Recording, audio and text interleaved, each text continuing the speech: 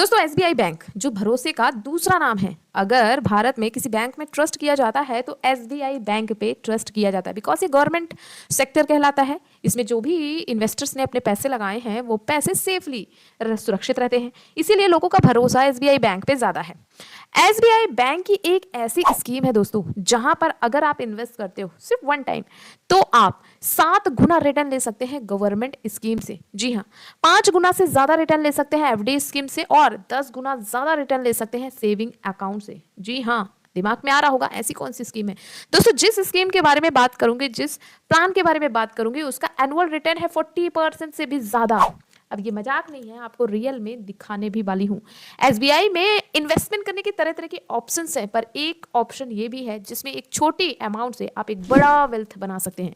जैसा कि थंबनेल में आपने देख ही लिया होगा कि वन टाइम इन्वेस्टमेंट से करोड़ों का फंड। वन टाइम इन्वेस्टमेंट जैसे जिसकी आमदनी है उस हिसाब से वो बंदा इन्वेस्ट कर सकता है एसबीआई के इस स्कीम पे। ये जबरदस्त स्कीम है दोस्तों, जिसमें एक छोटे से इन्वेस्टमेंट से करोड़ों का फंड बनाया जा सकता है। अब ये इन्वेस्टमेंट अलग अलग हो सकता है। किसी की आमदनी कम है तो वो 10,000 इन्वेस्ट कर सकता है लमसम में, किसी की आमदनी थोड़ी सी ज्यादा है तो 20,000, किसी की 50,000, किसी की 1 लाख। अब जैसा कि आपने देखा थंबनेल में कि भाई एक छोटे इन्वेस्टमेंट से, छोटे इन्वेस्टमेंट अगर मैं यहाँ पे 10,000 की बात करूँ तो भी करोड़ों का फंड बनाया जा सकता है, अगर मैं 50,000 की बात करूँ तो भी करोड़ों का फंड बनाया जा सकता है। ठीक है, तो जिसकी जैसे इन्वेस्टमेंट उसको वैसा ही यहाँ पे एक्सपेक्टेड रिटर्न मिलता है। दोस्तों जो इन्वेस्टमेंट प्लान है ना, वो दोस्तों एसबीआई के 3 गोल्डन म्यूचुअल फंड है। जी हाँ, जिसमें आपने यदि एक बार इन्वेस्ट किया तो आगे चलकर आपको एक अच्छा अमाउंट मिल सकता है।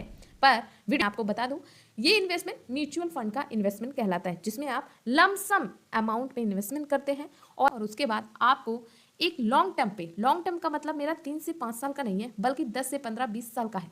ठीक है, 15 से 20 साल है, फिर उसके ऊपर आप जितना करना चाहो उतना, उसमें आप एक अच्छी वेल्थ बना सकते हैं। ए टू जेड कैलकुलेशन के साथ इन टॉप 3 म्यूचुअल फंड्स के बारे में हम जानने वाले हैं। तो चलिए शुरू करते हैं।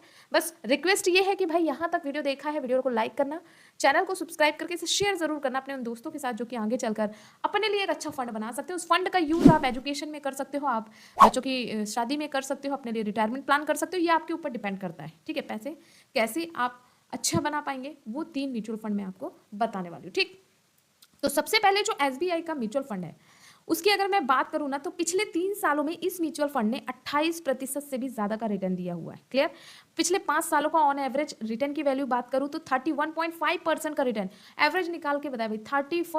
31 जानते हो कितना होता है?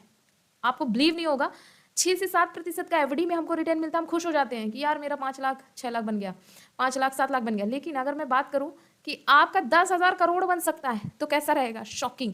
और ये शॉकिंग बिल्कुल बिल्कुल हो सकता है, क्योंकि इतना रिटर्न शायद ही किसी चीज में मिलता है ना।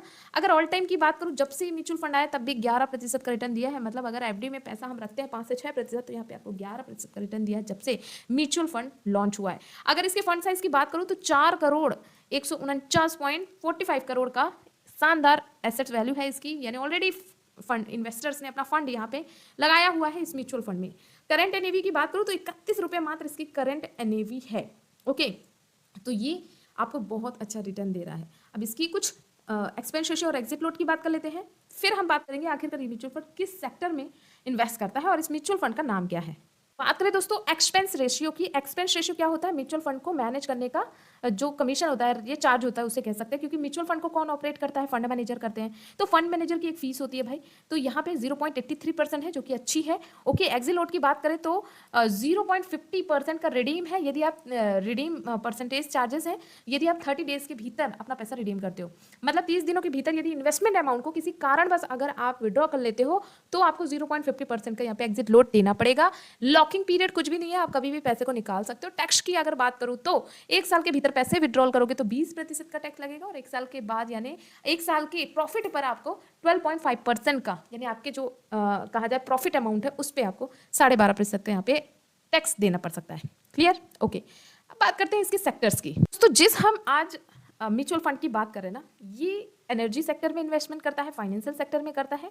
और सेक्टर में इन्वेस्टमेंट कितना है? एनर्जी सेक्टर में 43.8 का है, फाइनेंशियल में 29.6 का है, कैपिटल गुड्स में 10 पॉइंट्स का है। और यहाँ पे आप देख सकते हो सेक्टर्स वाइज। एंड अगर मैं बात करूँ होल्डिंग की, तो देखो इसकी जो टॉप होल्डिंग होती है वो इक्विटी में होती है। इक्विटी मतलब 94.1% का इक्विटी में इन्वेस्टमेंट होता है। ठीक, इक्विटी क्या है? High risk high reward. जहाँ पर मैक्सिमम बड़े लोग अपना पैसा इन्वेस्ट करते हैं। क्यों?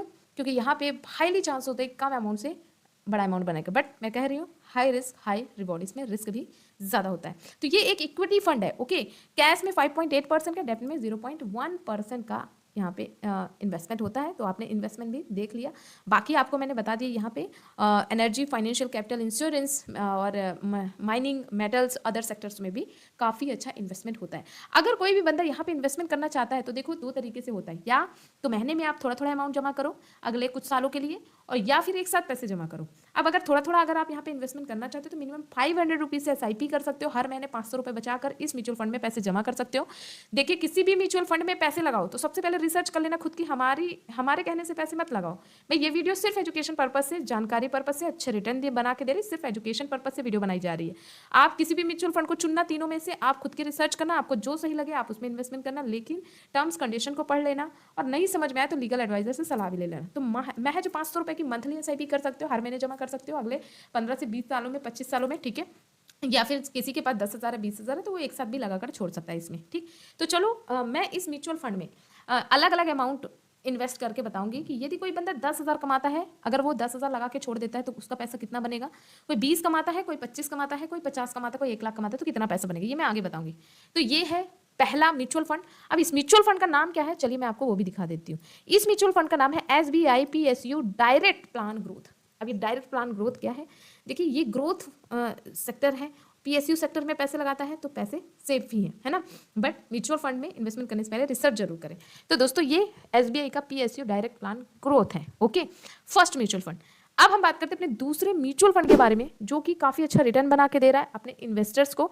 और ये जो है म्यूचुअल फंड वो किस सेक्टर में पैसा लगाता है, चलिए वो भी बताते हैं। तो सेकंड म्यूचुअल फंड की बात करूं तो पिछले 3 सालों में 20% का शानदार रिटर्न है, ठीक है। 20.45% का, 5 सालों का रिटर्न 32.5% का है। ऑल टाइम का रिटर्न देखो तो 14.86% का शानदार रिटर्न है। अगर बात करूं फंड साइज की तो 4,325.37 करोड़ का फंड साइज है। ऑलरेडी करोड़ों लोगों ने करोड़ों पैसा इसमें है। एनएवी प्राइस अभी चल रही है 47 रुपए की, और ये 7 अप्रैल की एनएवी प्राइस है। अगर कोई इसमें इन्वेस्टमेंट करना चाहता है महज 500 रुपए से कर सकता है हर महीने, और अगर लमसम इन्वेस्टमेंट करना है तो महज 5,000 रुपए से लमसम भी स्टार्ट कर सकता है। क्लियर? इसके रिटर्न आपने देख लिया। चलिए एग्जिट लोड और एक्सपेंस रेशियो की बात करते हैं। फंड का जो एक्सपेंस रेशियो 0.96% है, पिछले वाले से थोड़ा सा ज्यादा है, बट ज्यादा नहीं, थोड़ा सा ही ज्यादा है। एग्जिट लोड की बात करो 0.50% का एग्जिट लोड है, 30 दिनों के भीतर यदि रिडीम करते हो, और बाकी taxation same as it is है। अगर बात करें ये किस सेक्टर में और इसकी टॉप होल्डिंग क्या है, तो चलिए वो भी देख लेते हैं। इसकी भी टॉप होल्डिंग है दोस्तों इक्विटी में ही, यानी एक इक्विटी फंड है। 90.7% का इक्विटी में इसका इन्वेस्टमेंट है, कैश में 7.3% का, डेब्ट में 0.1% का। और अगर सेक्टर वाइज देखें तो कंस्ट्रक्शन सेक्टर में 29.3% का इन्वेस्टमेंट है, एनर्जी सेक्टर में 90.4 का, सर्विसेज सेक्टर में 12.6% का, कैपिटल गुड्स में 11 पॉइंट्स का, कम्युनिकेशन में 10 पॉइंट्स का, मेटल्स एंड माइनिंग में 9.2%, फाइनेंशियल में 6.8 और अदर में 1.4% का है। तो जैसा कि कंस्ट्रक्शन का नाम लिया तो आप समझ ही गए होंगे, इस म्यूचुअल फंड का नाम है SBI infrastructure direct growth plan. Bharat में निर्माण कभी बंद नहीं होने वाला है। आपको भी पता है कि भारत रेगुलर ग्रोथ पे चल रहा है, तो भाई बिना कंस्ट्रक्शंस के ग्रोथ पॉसिबल नहीं है। इंडिया को बढ़ना है, इंडिया को ग्रोथ करना है, तो इन सेक्टर को लेकर चलना होगा। और इन सेक्टर के में अगर आपने पैसे लगाए और भविष्य में जितना भारत का डेवलपमेंट होगा उतना ज़्यादा इस म्यूचुअल फंड का अमाउंट बढ़ सकता है। ओके, तो ये हमारा सेकंड बेस्ट म्यूचुअल फंड है। अभी हम कैलकुलेट करके भी बताएंगे कि ये जो 14%, 30% का रिटर्न दे रहा है, तो भाई आपको इन्वेस्टमेंट करने पे कितना मिल सकता है, एक्सपेक्टेड हम रिटर्न निकालेंगे। क्लियर? थर्ड की बात करूं, जो मेरा फेवरेट म्यूचुअल फंड है, और आप में से बहुत सारे लोग इस म्यूचुअल फंड के बारे में जानते होंगे, जिसका नाम है SBI का Contra fund direct growth plan. SBI का Contra fund direct growth plan, ठीक है, जिसमें अगर मैं बात करूं पिछले 3 सालों का रिटर्न तो 19.33% का रिटर्न दिया है। 5 सालों में 35.56% का रिटर्न। ऑल टाइम की बात करूं तो 16% का रिटर्न अच्छा खासा बना के रखा है। इक्विटी फंड है ये भी, तो वेरी हाई रिस्क की कैटेगरी में आते हैं, ठीक। इसकी अगर एक्सपेंस रेशियो की बात करूं तो आपको जो मैंने पहले बताए हैं म्यूचुअल फंड, उससे कम आपको एक्सपेंस रेशियो देखने को मिलेगा 0.64%, जो कि बहुत हद तक सही है। एग्जिट लोड है 1% का, यदि 1 साल के भीतर आप पैसे विड्रॉ करते हो। नो लॉकिंग सिस्टम है, taxation same as it is है। 1 साल के भीतर विड्रॉ करोगे 20% का, और 1 साल के बाद विड्रॉ करोगे तो जो आपने प्रॉफिट अर्न किया उस पर आपको 12.5% का रिटर्न देना पड़ेगा, मतलब टैक्स देना पड़ेगा। क्लियर? होल्डिंग की अगर मैं बात करूँ ना तो इक्विटी फंड है 80%, 85% इक्विटी में है, डेब्ट में है 7.5 का, और कैश में है 6.5% का। सेक्टर की बात करूँ, फाइनेंशियल सेक्टर में सबसे ज़्यादा इसका इन्वेस्टमेंट है 30% का, अदर में 16% का, एनर्जी में 15% का, टेक्नोलॉजी में 10%, हेल्थ केयर, कंस्ट्रक्शन और कंस्ट्रक्शन में 6.9% का है। तो काफ़ी अच्छे सेक्टर्स में इस म्यूचुअल फंड ने अपना पैसा इन्वेस्ट करके रखा है। यदि कोई व्यक्ति इस पे इन्वेस्टमेंट करना चाहता है तो मिनिमम 500 रुपये से एसआईपी कर सकता है और वन टाइम में महज 5,000 रुपये से यहाँ पे इन्वेस्टमेंट शुरू की जा सकती है। अगर बात करूँ फंड साइज की, तो सबसे ज़्यादा फंड साइज आपको इसी में देखने को मिलेगा, क्योंकि जो बड़े बड़े लोग होते हैं ना, वो हमेशा हाई रिस्क हाई रिवॉर्ड खेलते हैं, ठीक है। तो यहाँ पे उन सभी लोगों का पैसा लगा हुआ है जो कि अच्छा रिटर्न चाहते हैं। 39,589.67 करोड़ का फंड इकट्ठा है इस म्यूचुअल फंड में। ऑलरेडी इन्वेस्टर ने इन्वेस्ट कर रखा है।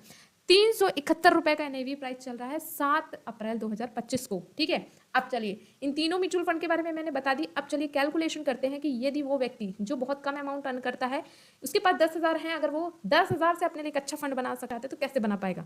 जो 10,000 कमा रहा है, जो 20,000 कमा रहा है, जो 50,000 कमा रहा है, जो 1 लाख कमा रहा है, अलग अलग व्यक्तियों का हम देखेंगे, ठीक है। तो हमने कोई भी एसआईपी कैलकुलेटर ओपन कर लिया है। हमने यहाँ पे 10,000 की अमाउंट डाली कि किसी के पास ज़्यादा पैसा नहीं, सिर्फ 10,000 का है।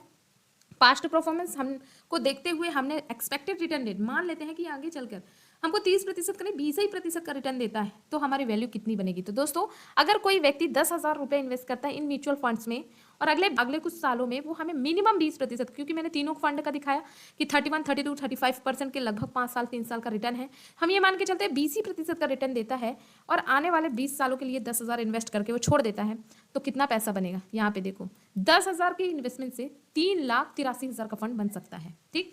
ये जो 20% का रेट है वो हम मान के चलते हैं, ये कोई गारंटेड रिटर्न नहीं है, क्योंकि शेयर बाजार में अप डाउन होता रहता है, ये बढ़ भी सकता है घट भी सकता है, बट आपने जैसे पास्ट परफॉर्मेंस देखे हैं तो आपको यहाँ पे ये लॉन्ग टर्म में अच्छा रिटर्न बना के देगा। क्लियर। अगर हम इन्वेस्ट कर दे तो ये पैसा कितने में बदल जाएगा। सिर्फ 10,000 का इन्वेस्टमेंट 23,73,763 रुपए में बदल सकता है। और यही पैसा यदि 35 सालों के लिए इन्वेस्टमेंट कर दिया जाए तो भी 59,06,682 का अच्छा फंड बनाया जा सकता है। और यदि इसी पैसे को 40 सालों तक इन्वेस्टेड करके रखे तो महज 10,000 से 1,46,97,000 का बड़ा फंड बनाया जा सकता है ना कमाल। ये उसके लिए है जो सिर्फ 10,000 जमा कर सकता है। अब बात करते हैं उस व्यक्ति के लिए जो यहाँ पे मान लीजिए 20,000 जमा करता है, ठीक। 10 सालों के लिए इन्वेस्टमेंट करता है, 20 सालों के लिए इन्वेस्टमेंट करता है, तो उसकी जो इन्वेस्टमेंट अमाउंट है यहाँ पे 30,000 है। 20% का एक्सपेक्टेड रिटर्न रेट 20 सालों के लिए 30,000 का इन्वेस्टमेंट 11,50,000 के एक अच्छे फंड में बदल सकता है। यदि टाइम पीरियड को बढ़ा दिया जाए, इसे 30 साल कर दिया जाए, तो 71,21,289 रुपए का अच्छा फंड बनाया जा सकता है। और यही इन्वेस्टमेंट यदि 40 सालों के लिए कर दिया जाए तो 4 करोड़ का फंड बनाया जा सकता है। बट ये लंबा प्रोसेस है, 40 साल बहुत कहलाते हैं लाइफ के, है ना। इसे हम ये एक वेल्थ बनाने के लिए एक टाइम पीरियड चुन रहे हैं, ठीक। अब मान लीजिए किसी के पास 50,000 है, उसने 50,000 जोड़ लिए और सोच रहा है तीनों फंड में से किसी एक फंड में हम इन्वेस्ट कर दें, तो अगले 20 सालों के लिए यदि वो व्यक्ति एक्सपेक्टेड रिटर्न रेट 20% से इन्वेस्ट करता है, 50,000 का इन्वेस्टमेंट ना 19 लाख रुपए में बदल सकता है भाई।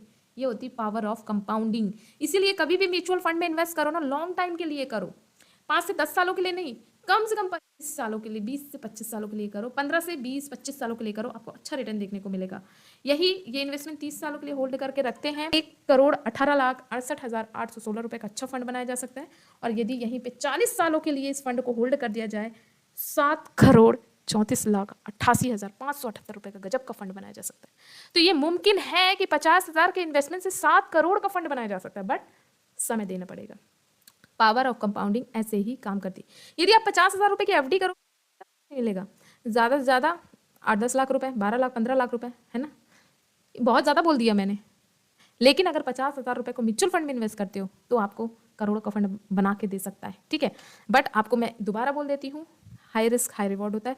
मैंने आज तीनों फंड बताए जो कि इक्विटी फंड है, क्लियर। अब कोई व्यक्ति 1 लाख रुपए जोड़ लिया है, वो ये सोचता है कि 1 लाख रुपए हम 20 सालों के लिए इन्वेस्ट कर देते हैं।